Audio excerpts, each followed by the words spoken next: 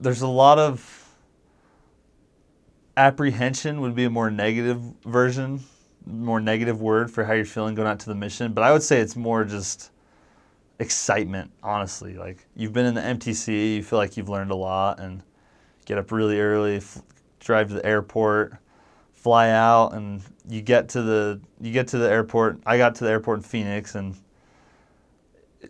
I was just really excited. I remember meeting the assistants and seeing them.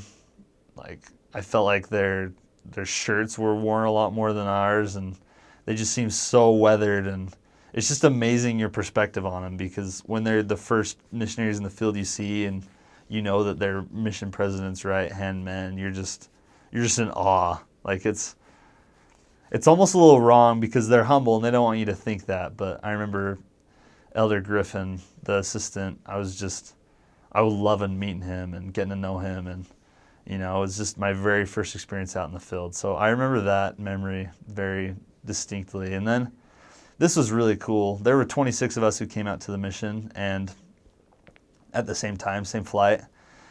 And we all just got shuttled back to the mission home so we could get orientation and get excited about our new areas, our new companions, whatever it was.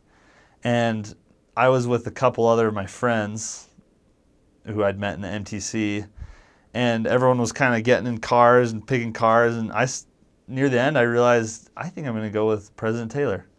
So it just kind of worked out that way, that I got to drive back to the mission home with President Taylor. And it's such a silly thing to him and small thing for people listening maybe, but it was really cool. I got to spend 25 minutes in his car before I met my new companion or anyone in my new areas.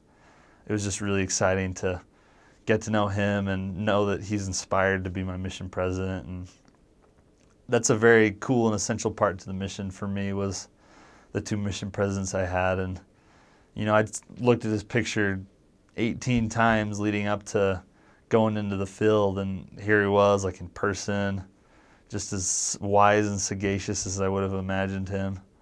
So I really liked that.